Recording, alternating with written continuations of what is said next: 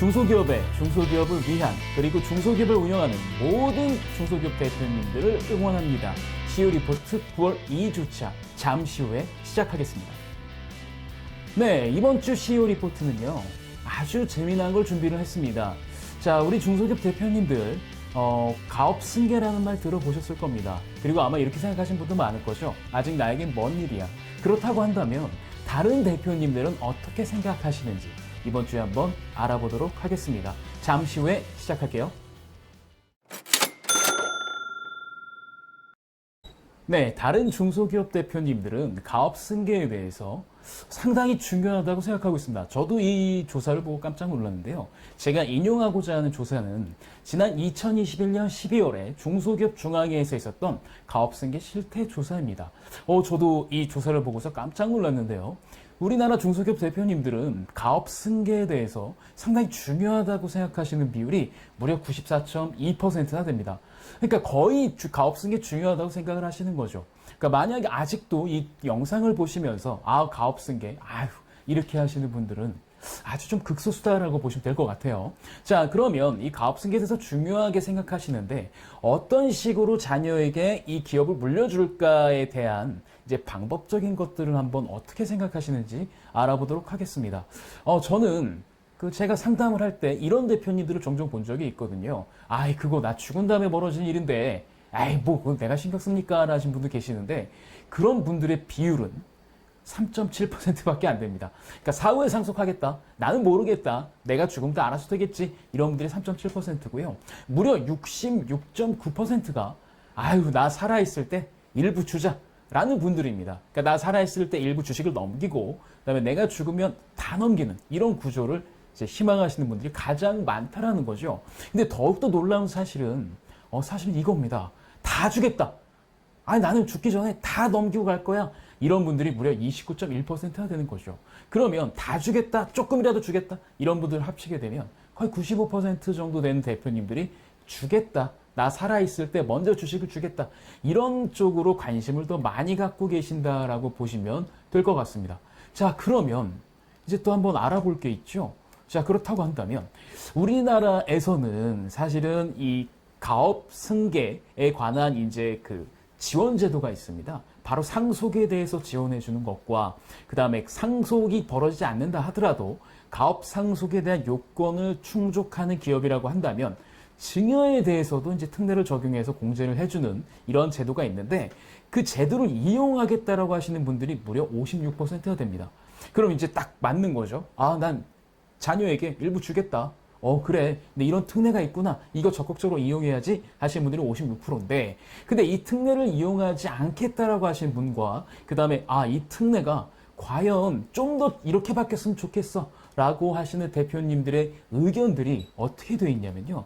일단 현재 가업 승계 주식 사전증여 특례에 대한 한도는 100억까지입니다. 근데 이 100억까지 한도를 아까 제가 말씀드렸지만 사전에 다 주고 싶은 분들이 29%가 넘어요. 29.1%. 그런 분들한테 이 한도 100억이 작다고 느껴지겠죠. 그래서 많은 대표님들이 이런 건 좀 고쳤으면 좋겠다. 가업 상속 공제만큼 그래 나 사전에 줄게. 그래서 공제를 좀 해줘. 라는 게 83.5%입니다. 그 다음에 이 증여세 납부 방법도 좀 바꿔줬으면 좋겠다. 현재 가업의 승계주식 사전증여 특례는 이런 방식이거든요. 지금 증여할 때 일부 5억 원까지 공제를 해주고 나머지 부분에 대해서는 30억까지는 10%, 그 다음에 100억까지는 20%의 세율을 매기고 세금을 냅니다. 그리고 나서 나중에 실제 상속이 벌어졌을 때는 나중에 또 이제 정산을 하는 이런 구조거든요. 그러니까 이거 이렇게 너무 어렵게 하지 말고 그냥 그래 나중에 상속할 때 한꺼번에 낼 수 있게끔 해줘. 즉 납부 유예를 해줘 라고 좀 개선 방향을 내신 분들이 무려 57.6%가 됩니다. 그러니까 이렇게 좀 개선을 해달라는 목소리가 있었는데요. 진짜 놀라운 사실은 2022년 세제 개편안에 이 우리 중소기업 대표님들이 이렇게 바꿔줬으면 좋겠다라고 했던 내용들이 전부 다 반영이 되어 있는 겁니다.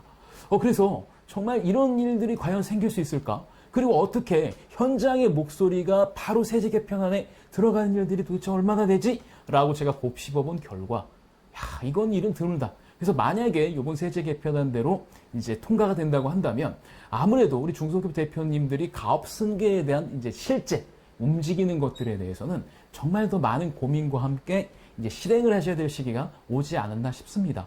그래서 저는 이런 말씀을 드리고 싶어요. 가업 승계 아직 먼 일이라고 생각할 수도 있습니다. 물론 대표님 연령이 젊으면 충분히 그럴 수도 있습니다만 어느 정도 업력이 되고 회사가 안정화된다고 한다면 가업 승계에 대한 고민 이제 다른 분들은 하시는 것만큼 치열하게 하셔야 될 것 같고 올해 세제 개편안이 어떻게 통과가 되는지 아니면 부분 통과가 되는지 아니면 다음으로 미뤄지는지 여기에 추이를 좀 보셔야 되지 않을까라는 생각을 좀 해봅니다.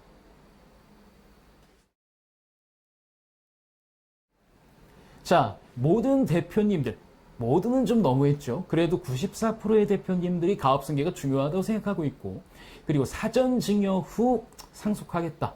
그리고 다 주겠다 하는 비율이 95%가 넘어가고 있는 대한민국 지금 우리 대표님들께서는 어떤 전략을 구상하시겠습니까? 그리고 어떤 전략을 실행하시겠습니까?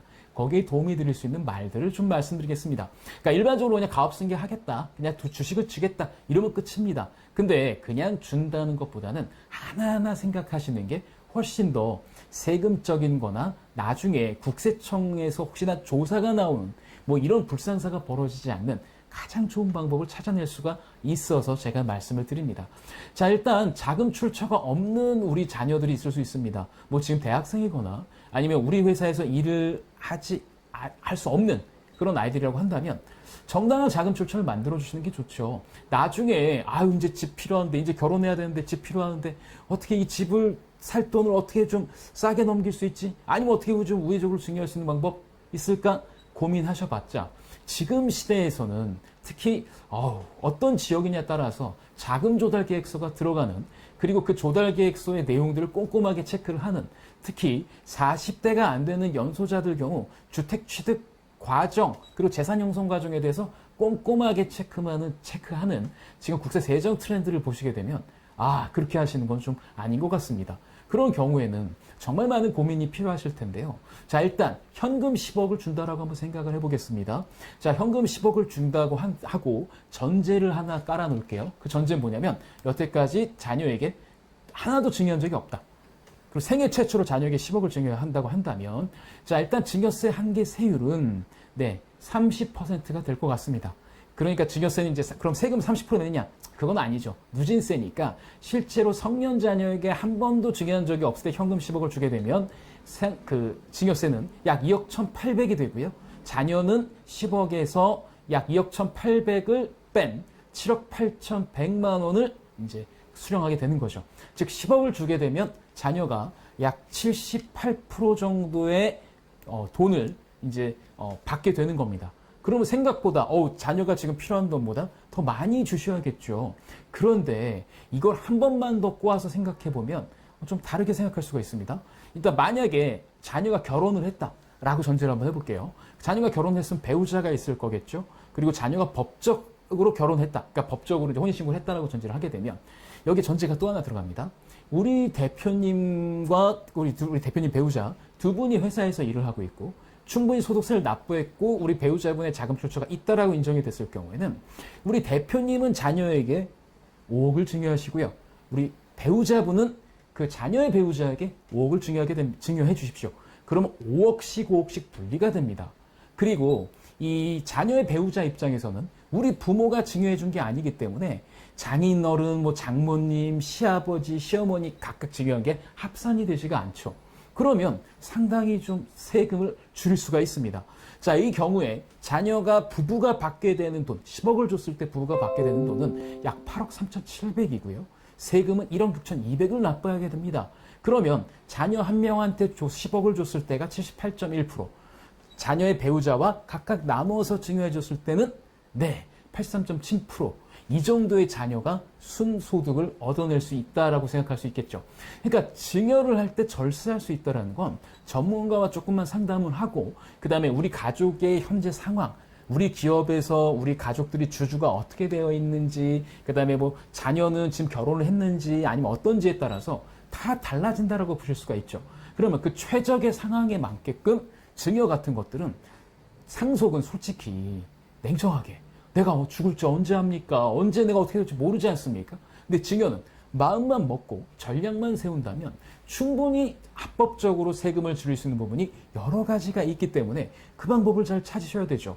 그 다음에 기왕에 주실 거, 현금을 주시는 것보다는 황금알을 낳는 거위를 주시는 게 좀 낫지 않을까 싶습니다. 자, 황금을 주게 되면, 계속 현금을 주게 되면 우리나라 증여세는 10년 동안 합산이 되게 됩니다. 그러니까 올해 만약에 10억을 줬으면 그냥 세금 2억 1,800 뭐 이렇게 낼 수 있겠습니다만 내년에도 10억을 주게 되면 합산이 되니까 세율이 더 올라서 주는 것보다 세금으로 나가는 게 더 많게 되는 거죠.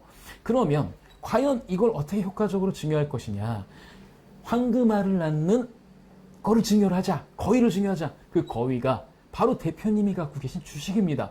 어차피 가업 승계, 뭐 가업 상속 이런 것들은 전부 다 주식을 넘기는 게 의미이지 않습니까? 그렇다고 한다면 그 의미를 어떻게든 찾아가는 거, 그리고 주식을 자녀에게 주고 자녀가 어느 정도 의미 있는 주주가 되게 된다면 배당 정책을 적극적으로 하시게 되면 매년 일정 정도의 자금을 법인에서 다이렉트로 자녀에게 주는 효과가 있잖아요. 그러니까 대표님이 돈을 받아서 다시 자녀에게 주게 되면 대표님이 받을 때 소득세 내고 자녀가 받을 때 또 증여세 내는 이런 구조인데 그냥 다이렉트로 자녀가 받을 수 있게끔 하는 거. 이게 정말 좋겠죠. 그러려면 자녀가 어느 정도 주식을 갖고 있게 된다면 충분히 가능한 일이 된다라고 보실 수가 있습니다. 그리고 법인에서 적정 잉여금을 관리할 때도 대표님 혼자 배당을 받으시는 것보단 자녀들과 나눠서 받게 된다면 훨씬 더 세금적인 면에서도 유리할 수가 있겠죠.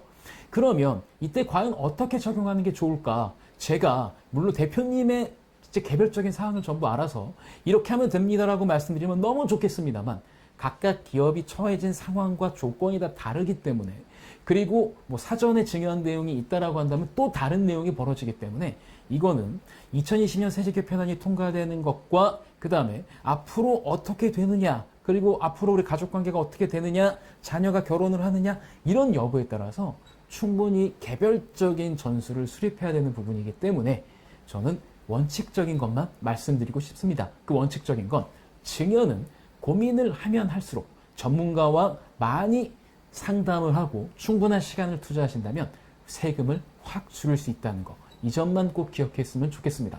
저희 웰스기업 연구소는 우리 중소기업의 가업 승계를 위해서 계속 연구하고 최적의 절세를 찾아드릴 것을 약속합니다. 언제든지 전화 주십시오. 이번 주는 여기까지입니다.